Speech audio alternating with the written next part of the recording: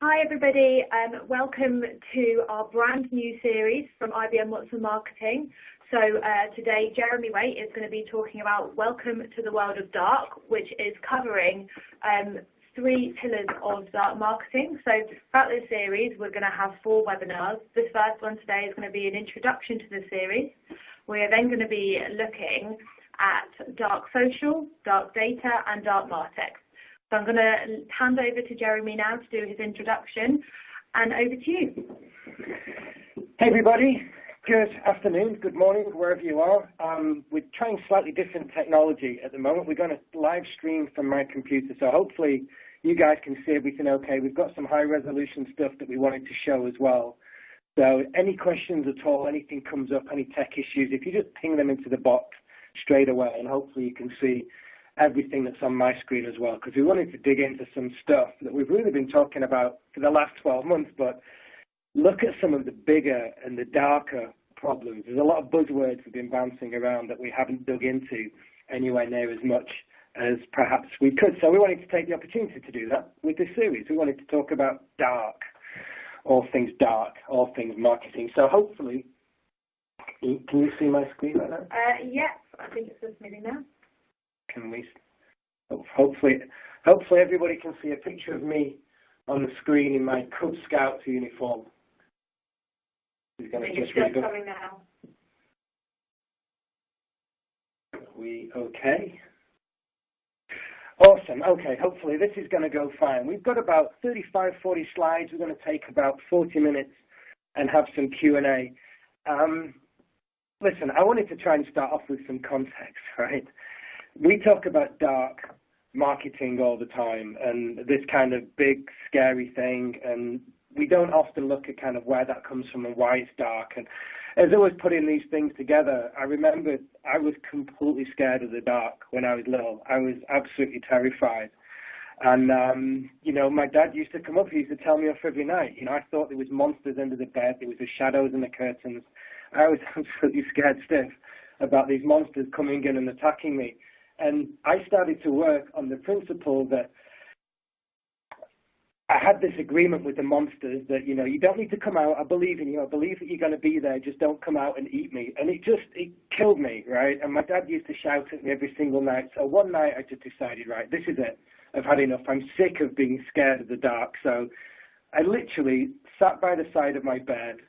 I'm on the floor, turned off the lights, and I waited for the monsters to come out. And I was like, right, come on, I believe in you, but I'm really terrified. And I'm kind of hoping that, you know, the dark isn't as scary as it was. And I had this thought going through my head, I must have been about 5 years old, that if monsters are alive and they do exist, it's going to be very bad. And I might die very quickly. But just for that split moment, it would be awesome because it would mean that monsters are alive and monsters existed. And I went through this whole thing trying to think about the dark and kind of where that was all going. Now, I speak to marketers all the time, and depending upon how much they've drunk and how open they're going to be, a lot of people talk about how scared they are of these new terms that are coming through.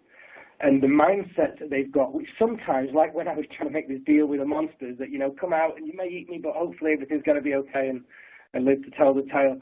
There's a lot of marketers that are completely overwhelmed, totally overwhelmed. The stats that we've just done again recently in our CMO study is showing that 4 out of 5 CMOs are overwhelmed with the challenges their business is going to face over the next 5 years. A lot of marketers are not making rational decisions. You know, they're not operating with logic in the way that they're doing their marketing, and they're just kind of acting like it's business as usual. A lot of the time, they're not looking at the new technologies and exactly where they're going, and it's because either they're scared or they just don't know. You know, it's that fear, it's the unknown unknowns. And a lot of the words that have been bouncing around over the last year or two has been dark social, dark data, and dark martech. So I thought what we should really do is try and address this issue of this irrational fear that marketers have of dark things. Now, what's happened, and I see this happen a lot, especially with a lot of big corporates, what happens is people, just for either fear of their jobs or because if they do anything different, they're going to get into trouble, and then they're held accountable, and they may end up getting sacked, right? You know, they just carry on and they make these marginal gains, these kind of small improvements across the business just to try and improve the things that they've been doing in the past. Yet what we're seeing at the moment in the marketing industry is that the shift is so dramatic that it's not business as usual anymore. In fact, I joke in the opening of my keynote sometimes, the world's probably going to change more over the next 5 years than it has over the last 20. So I thought, well, let's have a look at that, and let's have a look at where that goes. And also, why these phrases that we're throwing around, should we actually be scared of them at all, or what is it that we should do to address them? So today's going to be an intro with some background. I'm going to show you some research that I've not shared before. I've got a couple of very sexy slides from Gartner, which you're going to want to screen grab. Going to be looking at the trends of where we're going, but also the last 5 years of trends that we often don't look back about what were marketers scared about in 2012, 2013, 2014. So we're going to dig into that a little bit as well. But let me just start with just the idea of what dark marketing is. You can Google it. It's really interesting, actually, if you go and try and do some YouTube searches, especially for dark social, and you get down a foxhole very quickly of, in effect, what is marketers very scared about what it is that they're trying to do to keep their brand relevant, to hit their KPIs, to sell all the stuff that they're supposed to sell, and then all the 500 and something things that they could be tracking to measure their brand. You know, they're kind of on the back foot trying to create these dashboards and these reports that make their marketing activity look as good as possible. I've seen a lot of terrible campaigns run really, really badly. And we've had post-mortems sometimes afterwards with the client about, well, what went wrong? Why didn't it work? What about your strategy going forward? And then sometimes, you know, they get so scared about what it is that went wrong and what it is that they should try and do to fix it that they panic. And then they show these rap reports that have got all numbers on them, and the numbers look amazing. I'm sure you guys have seen it yourself. You could manipulate any numbers with reach and impressions and potential reach and all that kind of stuff. We can make numbers look good from the worst campaigns, and a lot of that is because people protect themselves and their jobs, and it's completely the wrong thing to do. I mean, we know that ethically it's the wrong thing to do, but it's totally the wrong thing to do for our customers. And in 2017, there's no excuse for that, not just because it's not the right thing to do, but because customers now are in control more than they ever were. So what's happening is that marketers are using more and more sinister processes to try and go and target customers in all sorts of creepy ways. You know, we're trying to grab as much data as possible. And sometimes, you know, marketers don't always make it clear where that data came from or where the data lives, what server it might reside on, in what country. And as things like GDPR comes through, and we've got to be more transparent and more respectful of privacy than ever. You know, marketers are in a pretty tricky spot. You know, that it's not only that they've got to be respectful and obey the ethics and the morals of a customer relationship, but now there's a lot of legal implications around this as well. So just a quick search that I did on dark marketing shows this phrase that you can see the definition that's on the screen. You know, it's covert, it's secretive, it's coy. I'll never forget when I was working at Adobe years ago, we had these consulting teams, and they were called black ops teams. They were these SWAT teams that were trying to go out and do all the secret squirrel stuff. And it was a really nice phrase, and we did some good work back then, but I've seen terms like that be flipped when you look at dark marketing. And really what's ended up, you have some marketers doing some very unethical things, just trying to hit their KPIs and protect their brands. It's not just about being cool, as you know, the Wired magazine quotes there, saying you're trying to reach hipster audiences with new stuff. This is really about those covert techniques, targeting, especially a younger audience. Now, a lot of people don't have issues around transparency, and a lot of people don't have privacy issues. Certainly my son doesn't. He's 20 years old. He shares absolutely everything with everybody online. But what does that mean for marketers when there's things that you're allowed to do, and there's things that you can and things that you shouldn't, right? Just because you can do things doesn't mean that you should. So what does that mean going forward? What does that mean for just the fact that marketing technology is able to do a lot of incredible things doesn't mean that you should. And we want to dig into that a little bit. Hopefully this is kind of setting the scene for some of the stuff that you guys are thinking about as well. Dark social, we've talked about it before. We've talked about it a whole lot of times. There's some research that's exclusive that we're going to share with you guys via the email. There's going to be some brand new research we're working on. I'm going to talk to you about that shortly.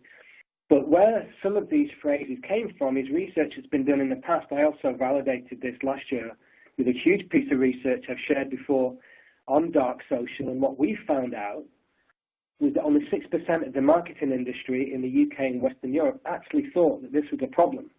They didn't think, 94% just thought it was business as usual. They didn't realize the fact that the vast majority of conversations now, especially around B2C brands, are taking place in messaging apps. Nothing's in the public domain anymore. It's in private messaging apps like Snapchat and WeChat and Line and WhatsApp, Facebook Messenger, Line, Telegram, even copy and pasting a URL into an email and sending that to your friends. So dark social is this huge problem. Now, I want to try and expand that because I think that's got a bad rep. I also think it just doesn't cover everything. So we're going to expand this into dark conversations because this is really where I see the future panning out over the next few years. So we'll dig into that a little bit. We're also going to look a lot more deeply into dark data. Now, I've skimmed the surface on this in the last two series of webinars that me and Julia have done together, but we're going to go a lot deeper in how you access that dark data, and then ethically, where do you do interesting things with it that is in the best interest of the customer? How do you create more value than you capture?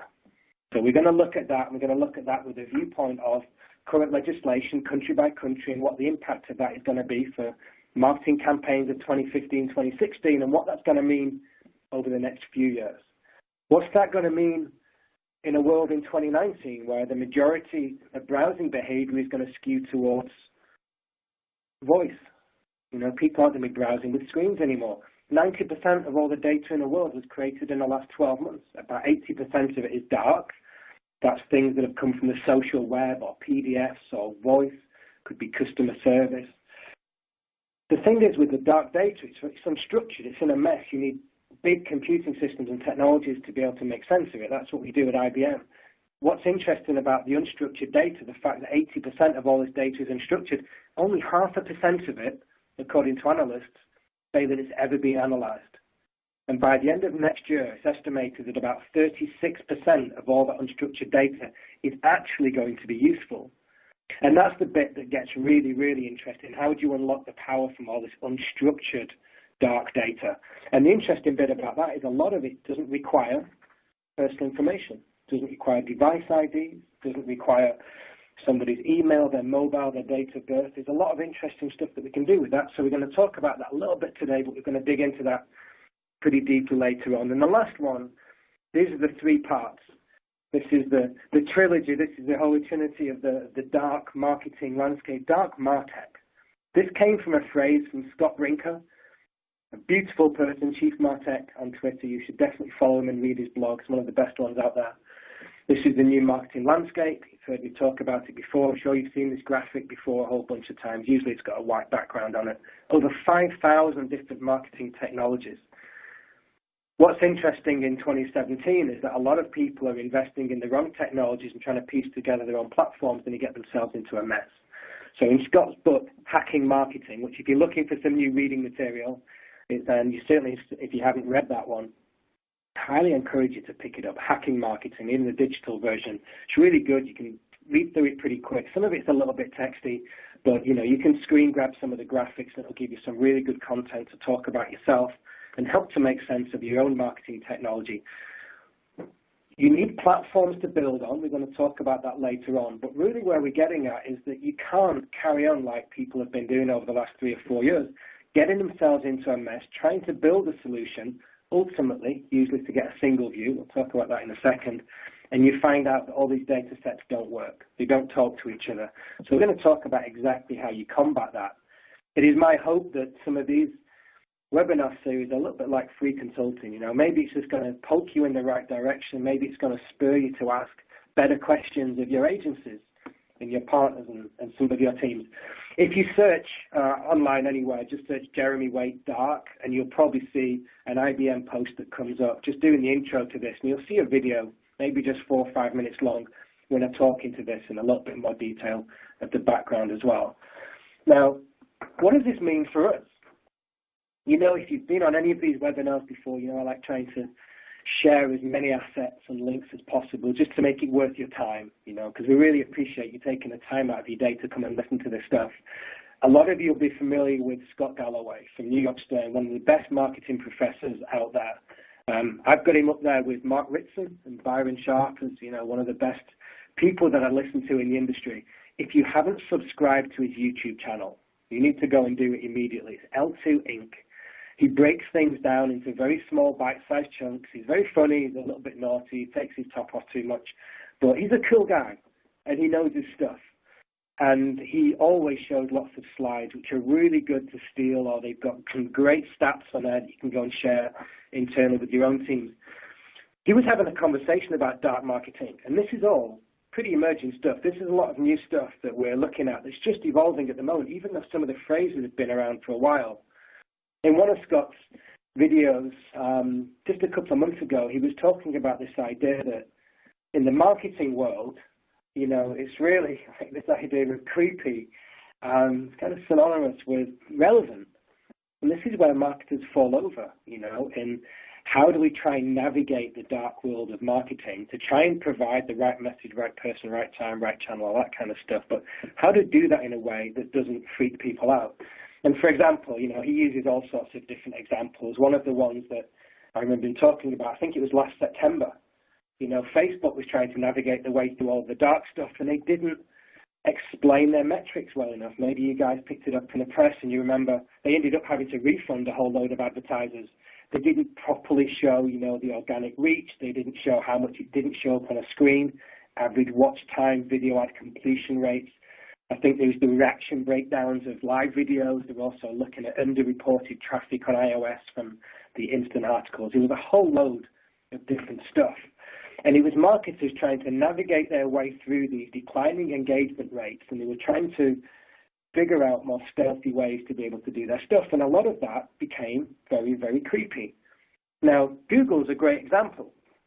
Now, if you think about Google, Google's had all sorts of interesting ways to be able to track the stuff that you've done, and they have done for a long time. We were having a conversation with it in the office today. Somebody came up and asked us, you know, how much do people really know, you know? How much do Google really know? Maybe when you've not logged in and you've not told them who you are. And I believe, I've heard this from a number of sources, although I have no evidence, that you take a computer out of a box and you've never logged into anything, you've not put your ID in, you've not registered any of your accounts, and the second you do a search and start looking on Google for stuff, or you start searching things on YouTube, Google knows about 56 things about you. And they can then start serving you content based upon that. And what's happening is that their ad products are getting more and more sophisticated. Now, in many ways, they are respectful, of course, of all the legislation and requirements to be able to be a respectful marketer, to be able to serve the right image to people when they know where it's come from. But there's also a lot of stuff that consumers just aren't aware of yet. I mean, for example, Google can now tell when someone clicks on a search ad and then they take a credit or a debit card at the corresponding physical store. Think about that. You click on a search ad on your computer, and then you go into the physical store that you saw that search ad for, and you pay for something with your debit or your credit card. Google can now attribute one with the other, online, offline. Years ago, they used to call it, I think it was ROPO, research online, purchase offline. You know, think about that. That's the ad world has finally figured out attribution. You know, traditional advertising's never been able to do that. I'm sure you've all heard the quote, 50% of my advertising didn't work, I just don't know which half. Well, that's not the case anymore. Google knows exactly which half worked and exactly which half didn't. Now, there's some context for this as well. We've got to kind of show you both sides. We're not drinking the Kool-Aid and trying to say this is how we can measure all this stuff and we've now solved attribution. 26th, 27th of August, just a couple of days ago, the FT did a brilliant article. It's called The Big Read. It was on Media. It's still online. You can go and have a look at it. If you get the chance, I highly encourage you to have a look at it, because what it was doing was looking at the future of digital marketing and advertising.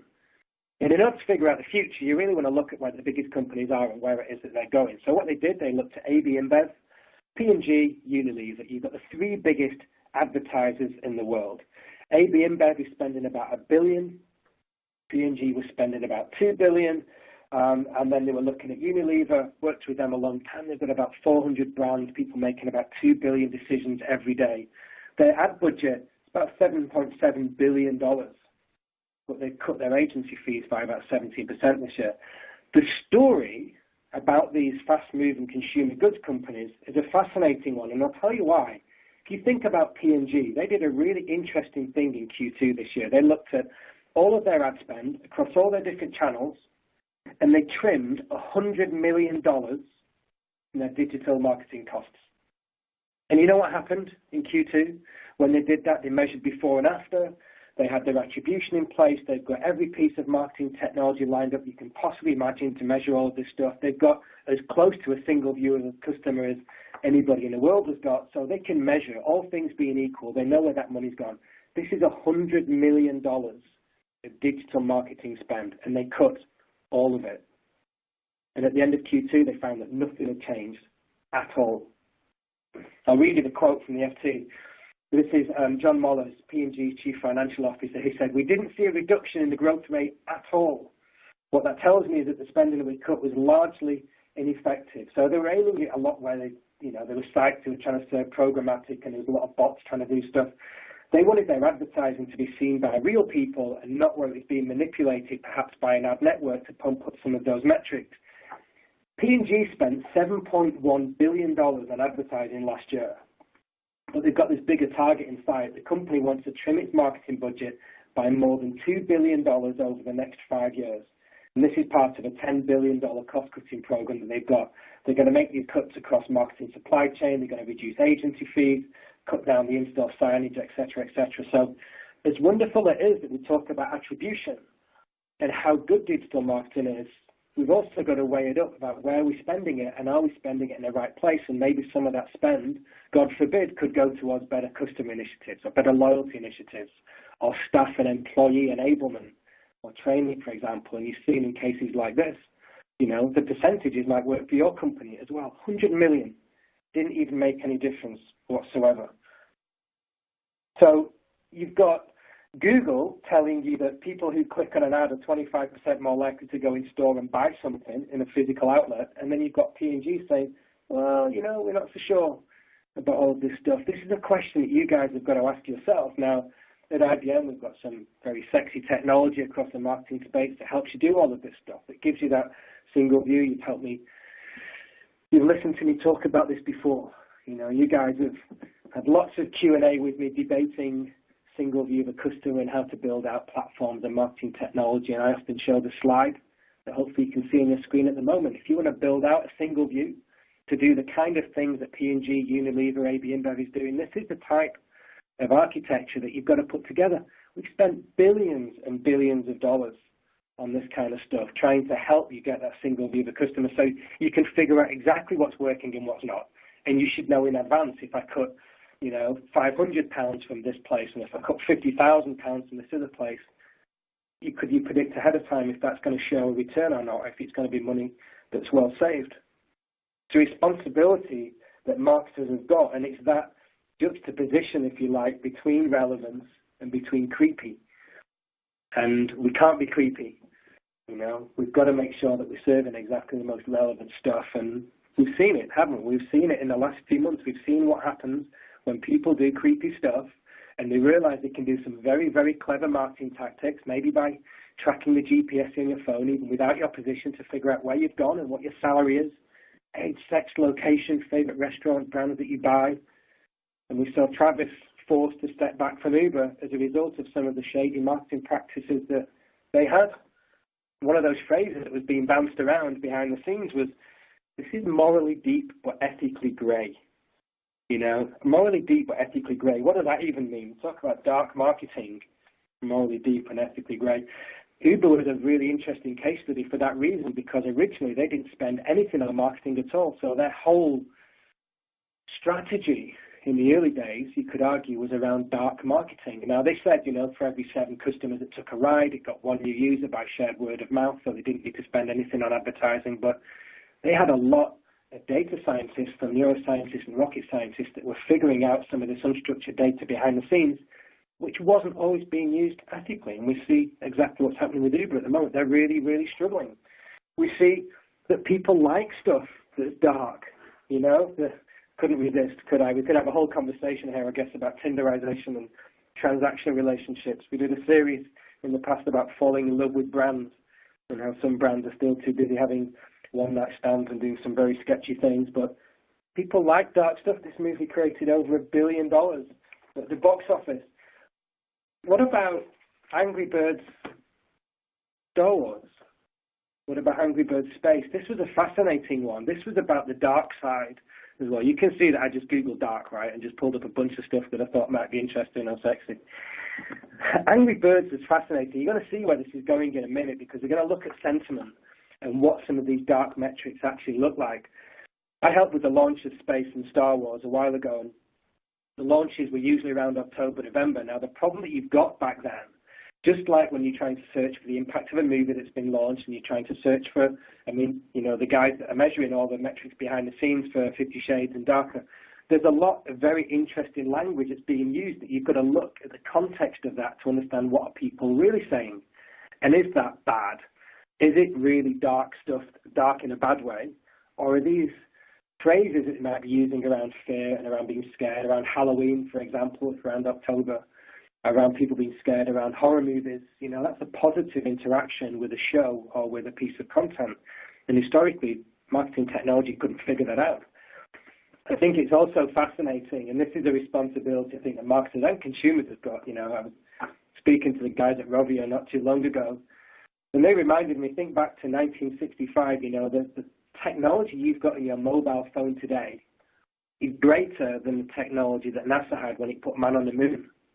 And yet, what are we doing with that technology? We're spending about 3 hours and 8 minutes every single day to waste time, and we're sending pigs into space, and we're trying to bomb pigs with Angry Birds, and, we're not often solving some big problems and using our mobiles and using our jobs to create some great stuff. And, of course, we want to be able to create these wonderful experiences and we want to do wonderful stuff. But marketers sometimes turn everything into fun and they don't create as much meaning. And I think this is a big responsibility that we've got, not just to make sense of this dark world, but to use the profits that we have, the money that we've saved, to go and put into amazing initiatives. So we're going to look at that later on in this series as well. Now, we were debating this. We can't finish this little piece about dark without showing up one of my favorite people, Cedric Villani. He wrote a great book. I encourage you to read it if you've not seen it already. It's a little bit geeky. The Birth of a Theorem. He won the Fields Medal in 2010. It's pretty much the Nobel Prize for maths. And when we were debating dark marketing and the algorithms that are trying to serve these ads to figure out, the online, offline stuff, we did a whole thing, and he threw back this comment. I've shared it a couple of times, but it's one of my favorite quotes in the world. He said, Jeremy, he said, the reason that you guys are struggling, the reason that marketing is in a mess, is because you're a blind man in a dark room searching for a black cat that isn't there. And I love that quote. I love the fact, because it kind of paints a picture, CMOs that don't know where to go, they don't know what to invest in, they don't know what marketing tactics to put in next, they don't know exactly which metrics to measure, which are the three that they should really focus on.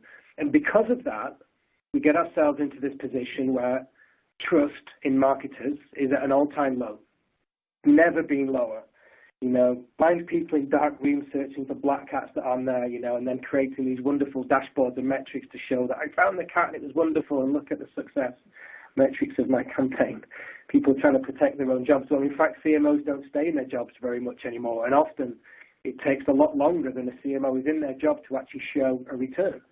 So I encourage you to read this article, The Trouble with CMOs. It's well worth having a look at because it talks about the problems behind marketers who have been trying to employ dark tactics to try and do their jobs better without realizing how quick consumer behavior is changing. So this goes into a little bit of details, but one of the main things it looks at is the fact that 80% of CEOs at the top companies now no longer trust their CMOs. Think about that. 80% of chief executives don't trust their senior marketing teams. You compare that to, say, a CFO or a CTO, where they don't trust about 10% of them. CMOs are now the least trusted. Now, there's a reason for that, I think, which we're going to dig into now. We're going to look at this maybe over the next 10, 12 minutes or so. I'm going to fly through some slides quite quickly. You're welcome to get the deck afterwards. We're going to send it to you. If you want to screen grab any of these slides, there's going to be some fascinating stuff in here as well. Because I think that the reason marketers have got themselves into a mess isn't just the fact that they've tried to employ some sketchy tactics. It's not just, because that's not fair, is it? We can't whitewash everybody. I know that we get a bad rep as a marketing industry that we mess things up. That the early days of email was beautiful, but then Groupon and spam happened, and then the early days of Instagram was wonderful, and now That's getting battered with ads. Pinterest isn't the same as it used to be. Certainly my Twitter timeline, it takes a lot more effort for me to navigate it these days and set up lists because there's a lot of promoted and completely irrelevant content on there that, for a lot of that, marketers have really messed up. But I don't think it's a lot of bad tactics that have put marketers, and especially CMOs, in this position. I think a lot of it is just the fact that with the best intentions and with the best will in the world, marketers have invested in the wrong stuff. They've got too seduced by shiny things. So, you may have seen a couple of these hype cycles before. I've screen grabbed them from the webinar. Gartner do these things. They do one marketing one once a year. It usually comes out sometime around about July. I screenshot the one from their webinar. Highly encourage you to go and watch the Gartner webinars of any of the digital hype cycles. The digital marketing and advertising one's particularly brilliant. It's a great one for emerging technologies. It's a good one for data science as well. But really what they do is they talk about the trends that are going to happen over the next few years to try and prepare marketers to do their jobs better, to not get themselves in a mess, so that they can build, more trust and more credibility in a boardroom. And of course, we all want that because we want more money to do more cool stuff.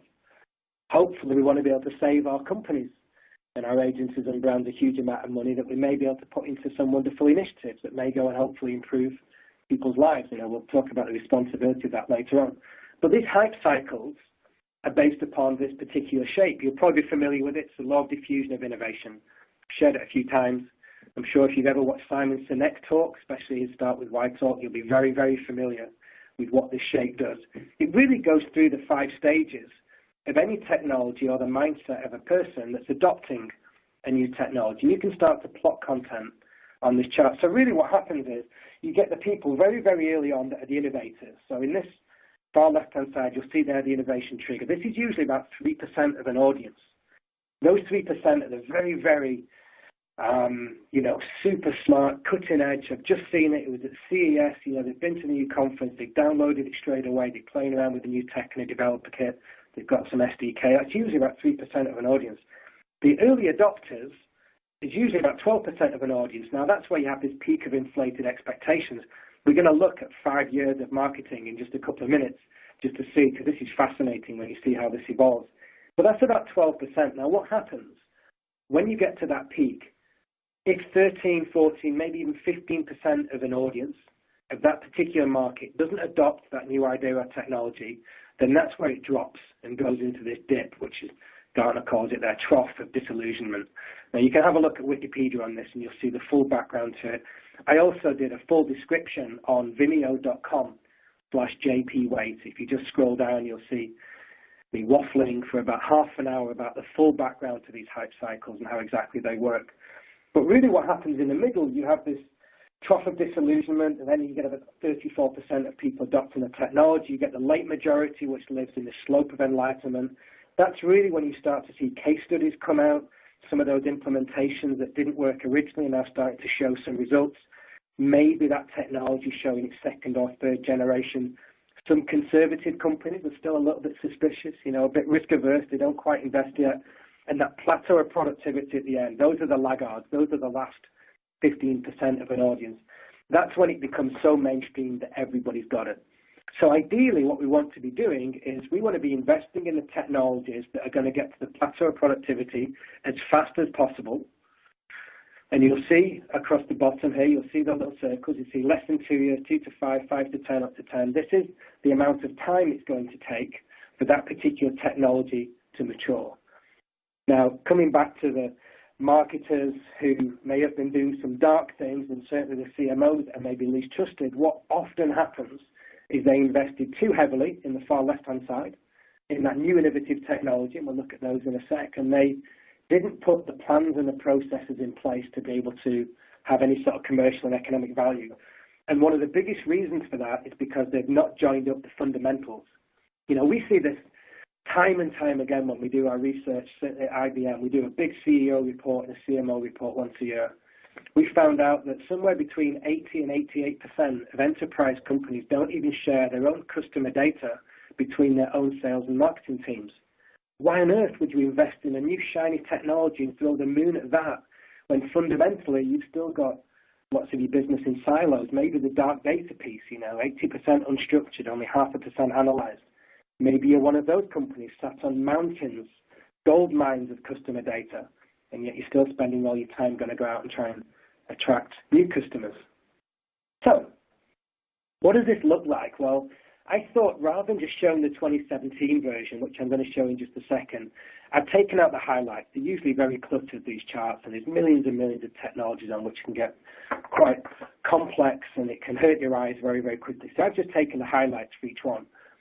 And I thought it'd be interesting just to look back over the last 5 years. So I wanted to start at 2012 because this was really where, in 2010, Facebook launched their brand platform and then all brands started jumping on Facebook, and it really started to mature 2 years later. So 2012, which was one of the first digital marketing hype cycles, was the point where social marketing started to become mature, and there was this new shift. Web 2.0 would happen. Now everyone's looking at the social web. Look at the language that's used on this particular hype cycle. Persona management, e-commerce. I remember back in 2012, you had to pay about £49,000 to get an agency to do a good e-commerce, a good social commerce page. Social media security apps back then were looking at this is something that's going to be very, very high. It's likely to mature over the next 5 years. One of the things that's fascinating right at the beginning of this chart, no email initiatives.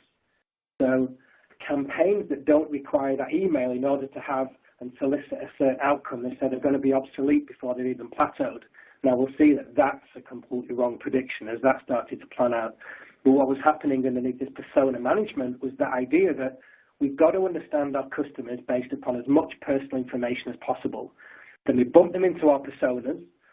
High street retailer, for example, I can think of several of the cheaper fast fashion high street retailers that have got somewhere between 5 and 10 different personas of the shoppers within their store. That's the way that people used to think. That doesn't work that way anymore. We'll have a look at that later on because people have to have much more individual. You've got to have much more complex customer journeys. But you'll see here social analytics is at the top, very, very hyped, hadn't quite been matured yet. Social commerce is dropping off a little bit. Social profiles, people still didn't have a sense really of how to make sense of the Facebook social graph, the interest graph on Twitter, the economic graph on LinkedIn. Social media monitors are starting to mature a little bit, and software suites were just about to come through into something that was going to show a return. That was 2012. What happened the year after? Well, this is where stuff started to get really interesting because people started to get less seduced by social, and they started to grow up very, very quickly because they started to realize, actually, this is about cross-channel. This is about multi-channel attribution. This has got to be about privacy management tools. And it's got to be about putting some type of marketing hub that manages all of that. And the most important trend back in 2013, and I remember going to lots of conferences in 2013 and hearing this term all the time. There was social media dashboards everywhere showing every single Twitter trend and the waterfalls. I'm sure you're familiar with many of them. Real-time marketing was the most important technology, most likely to mature over the next 10 years.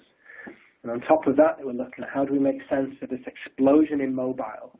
There's this huge shift, 80% in some instances now we're just on mobile, not on the desktop. You can see sentiment analysis. That was at the bottom there.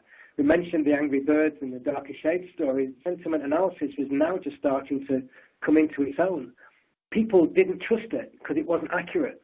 And a lot of the systems needed an awful lot of training, and the sentiment analysis engines just weren't strong enough. So people who invested heavily in them then couldn't see the return. They may have got seduced by, I don't know, there was a Dell story back in the day, I think it was about 2009. Dell was running around telling people that they'd generated about $6.5 million directly from their Twitter account. You had Red Bull, you remember, 2012, 2013, Felix Baumgartner was jumping out of his balloon, was about 24 miles up. Red Bull put the majority of its marketing budget for that region, about 50 million euros, I think it was, put into that campaign, that content marketing piece in order to drive the social engagement. But then there was a lot of talk about, but did it really impact the brand commercially? And people were still unsure about exactly how to piece all of that stuff together. Now, the technology is maturing now much, much faster, so we'll have a look at where that's gone now. But you'll see on the far right-hand side, the technologies that were the most mature actually showing the real ROI, which is the traditional stuff. It doesn't actually change that much from today. Lead management, email marketing, predictive analytics, and mobile search. What about 2014? Where does that take us? Data-driven marketing was the most hyped technology at the time, but now we're starting to see these privacy management tools that have got to try and be respectful of that content that's being created. How exactly do you figure out you're serving the right message? You'll notice here as well that whilst there was an explosion in apps, responsive started to appear. And people started to get, they dumped all of their money into apps and they started to realize actually they're very, very expensive.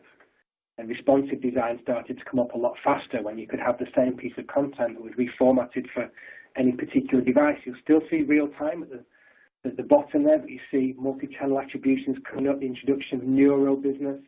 Gamification dropped off a cliff. People were investing a fortune in commerce. We're investing a fortune on social channels and doing in-app advertising, and that gamification, which they thought may have sold stuff, actually didn't at all, and that started to drop off that cliff, and you see gamification dropping that right down there. And campaign segmentation now, thank goodness, those personas are starting to deliver some type of return. But this was 2014, and a lot was about to change, because in 2015, people started to change their behaviors. There was an explosion of messaging apps.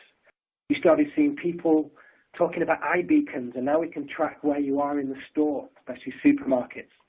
I dealt with quite a few of them that wanted to put iBeacons on absolutely everything, and then they realized very quickly that they just weren't functional and they didn't work, even though it looked at the cost eventually was actually quite low.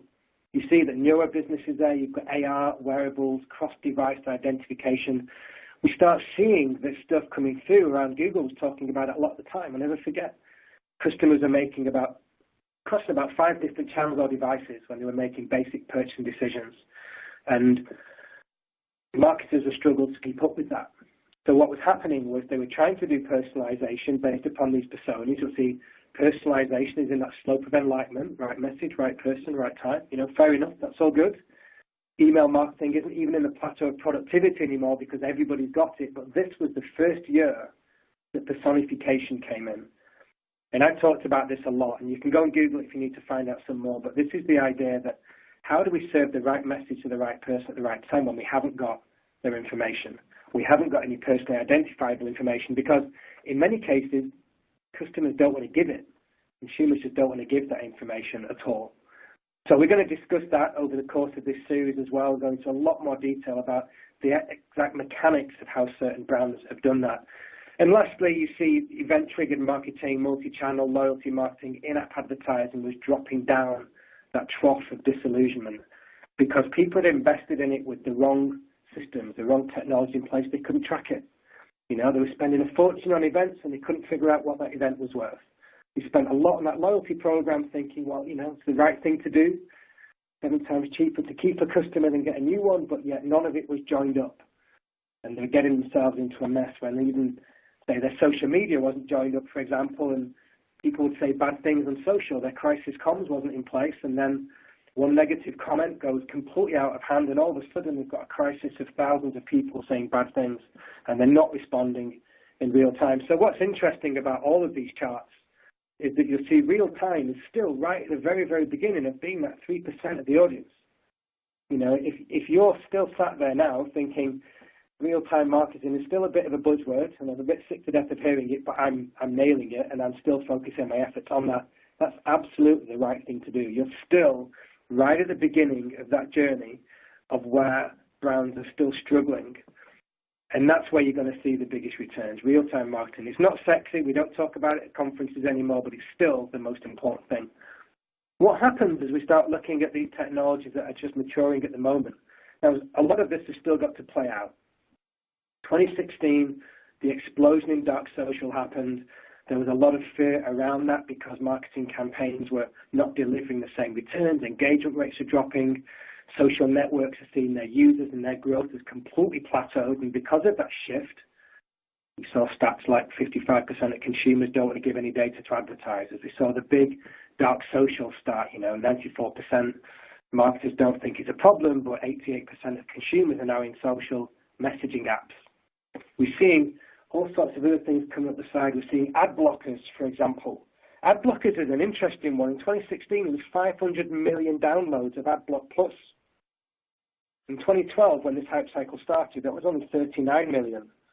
You know, 64% of consumers were saying that ads were annoying or intrusive, and 70% of consumers said they had a lower opinion of a brand if it was using pop-up ads.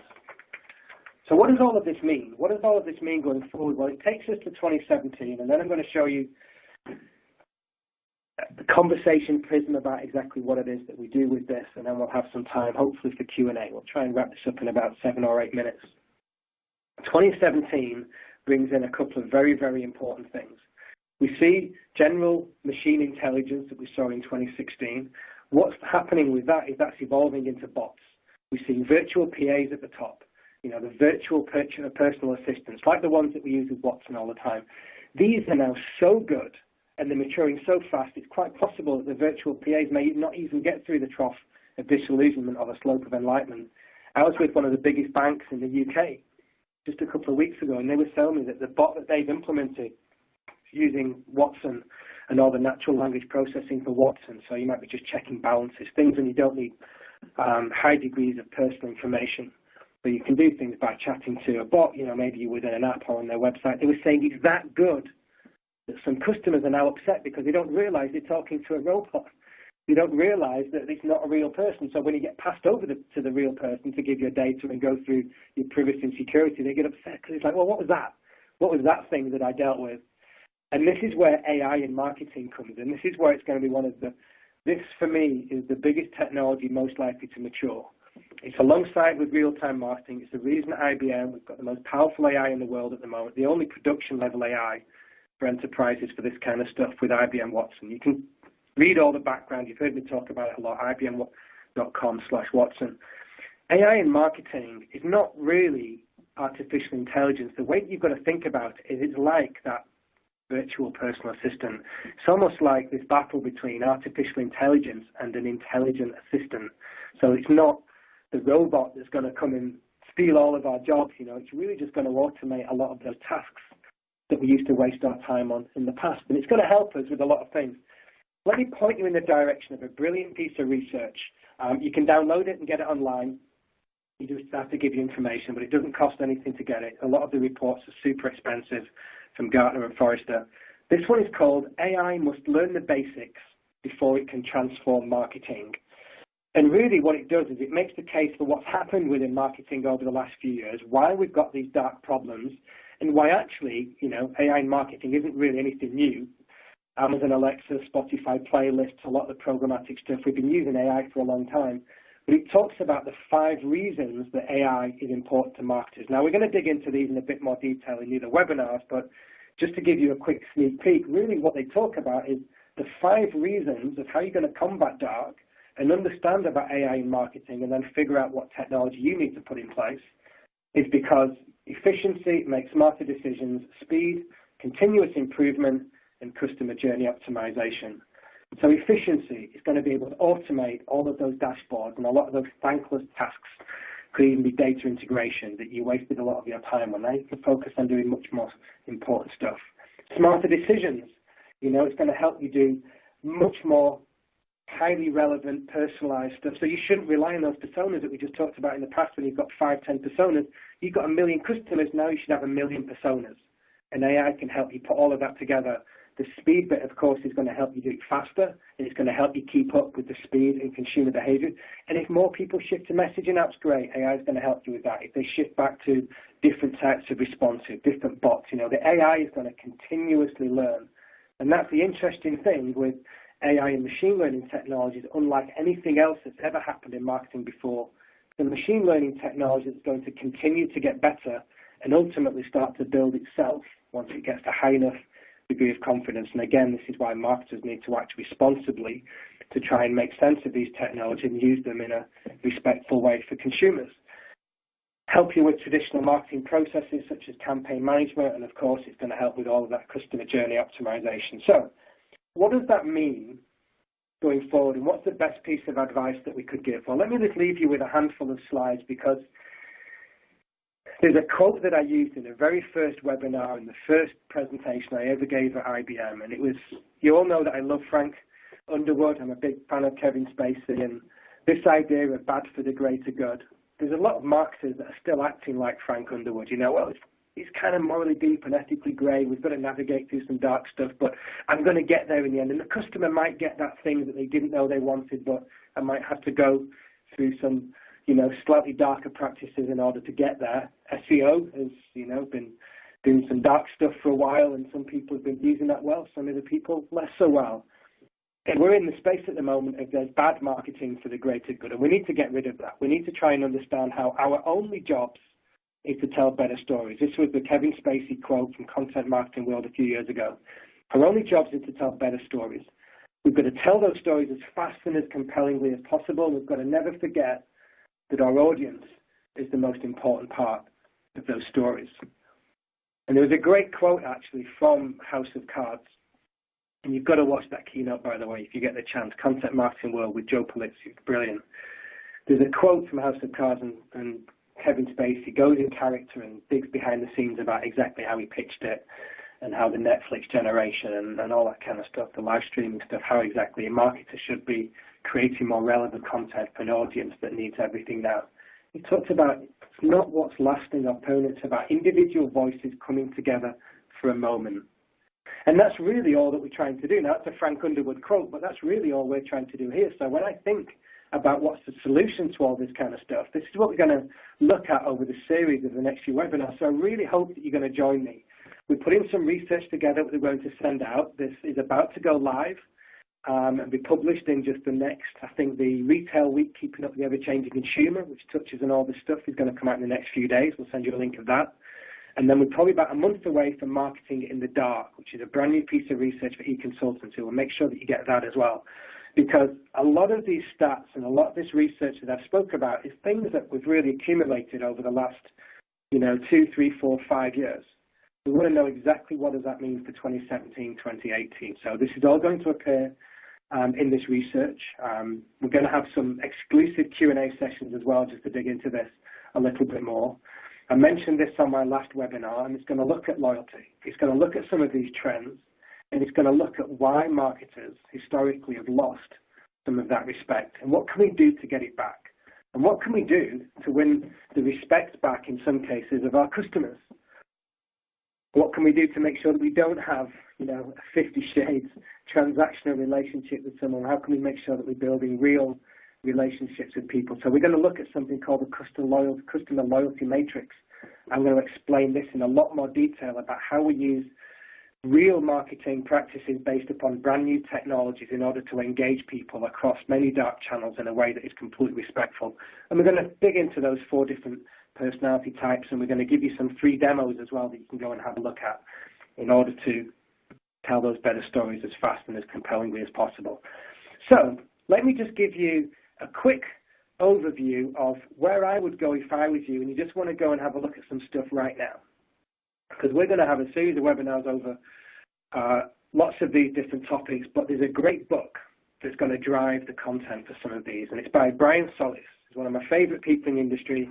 It's a few years old, and it covers those 5 years that we just spoke about. It's called Engage. And even though it was written a few years ago, it's absolutely perfect for all of this stuff about how we build better relationships faster and how we break down our silos. It's going to look at the 7 departments within an organization and exactly how we bring those people together using marketing practices and marketing technologies. And one way that Brian has done that, and I encourage you to read his book, Engage, but if not, just go and look at the highlights on Conversation Prism, and that's going to start pointing in the right direction. Because what he wanted to do was to say, if our only job is to tell better stories, and if our only job is to understand what customers are saying, then really, if we imagine that those conversations are like a white light going into a prism, that when that light reflects, I apologize, when the white light refracts, you're going to see lots of different colors, aren't you? You're going to see that beautiful spectrum of which you've got many marketing tactics, many platforms, many networks and communities, lots of different events and all sorts of tools that you can use in order to understand the who, what, why, where, and when of your customers, of exactly what it was that they're saying. So we're going to look at this real-time conversation index. We're going to look at the demographics, the keywords, the platforms, and the networks. And one of the shifts that we're going to see, and this is something that we're seeing at the moment, IBM, I'm going to show you some technology. I'm going to give you a link that I never usually hand out. I'm going to give you that in just 1 second. We've always done demographics quite well. We've looked at those personas and those campaign segments. We saw that in the hype cycle. The demographics basically just defined by statistical characteristics. We're going to look at the psychographics, though, going one stage further. How do we understand what people think? And then the behavior graphics is how people interact on the social web and what do those trends actually mean. So we've got some great technology that helps to do that. We'd love you to check out Watson Marketing. We're going to talk a lot more about conversational commerce, about what this means with that conversation index going forward. How exactly did North Face do that? Now, I told this story a year ago, but we're testing now. We've got a new iteration just about to come out. So I'm going to show you behind the scenes on some of this stuff. In the meantime, have a look at thenorthface.com/XPS and just go and search IBM for the case study, and you'll see exactly how we've put some of this stuff into practice, try and capitalize on some of this dark social and the dark martech and the dark conversations. 1-800-FLOWERS, Gwyn, gets when you need it. Go and have a look at that, and you'll see one of these bots, a personal assistant, come into play to help you navigate your way through. ABOF is a good one as well, www.abof, Indian fashion site, absolutely fantastic. That's using natural language processing. It doesn't even have search facilities on it. It doesn't have the checkboxes anymore. You just use natural language. Just type in, please show me every blue shirt with a pocket that's under 1,000, and it'll show you everything, and you can speak to it or you can type it in. That's all Watson technology that's behind the scenes. So, in the meantime, I encourage you to go and have a look at this link that's in the corner. This is gwen-systemu.mybluemix.net, and you can have a look at the personality insights. I often demo this at conferences, but you can go and have a look at this yourself. You can put in your own Twitter account. You can even copy and paste text. You can do it in English and Spanish, and you can understand those things that we just talked about, which often live within those darker domains, those psychographics and those behavioral analytics about how could a system like Watson understand what mood you're in and what might that mean for your customers. This is the biggest trend that we're seeing. This is why the personal assistants and AI in marketing is the most important technology is going to mature over the next 5 years, because this is what we've got to look at. It's got to be the personification, it's not the personalization. We've got to understand what mood people are in, not just what they clicked on. So for more information, go and have a look at ibm.com/Watson. I encourage you to go and learn more stuff, go and read, watch, and listen to some of this technology. We've got ibm.com/marketing. We have a lot of stuff on there that's being populated with some new articles. You've got technology, which is one of the best Twitter accounts, Bloomberg Technology, every single night. I recommend it all the time. It's the best magazine show you could watch 45 minutes every night, and the A16Z podcast. So it's going to get you up to speed as a marketer with some of these emerging trends. I encourage you to check out masterclass.com and try and improve how to tell stories better and how we can be marketers to go. And once we've got that value with how we're going to try and give, to create more value in the capture, the technology is going to fall into place, but we've got to learn to be better storytellers first. Masterclass.com is brilliant. And lastly, I just wanted to recommend my book. You can have a look at the preview on jeremy.live/10words. Again, I dig into the background on a lot of this stuff with 140 characters who have gone and changed their world or their industry based upon very short sentences using these powerful words and big ideas. A lot of the time in a landscape that's been changing very quickly, which is really where you guys are.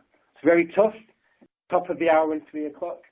I don't know if we have time for questions. I took through a huge amount of content, but I hope that was useful. I realize it was a big preview of everything that's forthcoming, but we're having some big stuff as well. So I think probably we've got time for one question if we've still got some people on the line. And we've got a good one here, although I feel it's one of those questions that you could dig into for hours. So let's see if you can get it into 30 seconds. Right, so if marketers are struggling because they've invested in too many shiny things, and I know you always like that phrase, shiny things, Jeremy, and there's too many technologies that are on the far left of the Gartner hype cycle, what does a marketer, CMO, need to do to make decisions that they can be totally sure of? So, and I guess, who do we figure out who to trust? How do we figure out who to trust? That's a great one, and that's actually going to be the next episode as well. So thanks, Ali. I don't think that's changed from decades and hundreds of years ago. People trust people, right? The danger of the technology industry is a lot of people building and showcasing technology that don't actually exist, that looks like a great proof of concept, that looks like it can solve all these problems, but actually when you dig into it, it doesn't work. That's really what dark MarTech is all about. It's just the idea of, you know, something looks like it's sexy on the surface, but it may be a proof of concept or a huge amount of custom engineering. So I just encourage you, if you're looking for who to trust, see the case study, make sure that it's live, get customer references, ask to speak to the customers of the people using those technologies. And if it's an emerging tech that you're looking to invest in, make sure that you spend enough time with the development team of the company that you're going to buy from to make sure they've got enough resources and engineering talent that's going to invest in that to make sure that it does mature over the next few months and you're not sat waiting for it in a year or two's time. So thanks for the question. Hopefully you're going to join up to the next one and we'll dig into that in a lot more detail. Brilliant. Well, thank you very much for that, Jeremy, and thank you everybody for joining us today.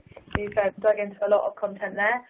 So yeah, we'll speak to you next month. Thanks everyone. See you soon. Bye.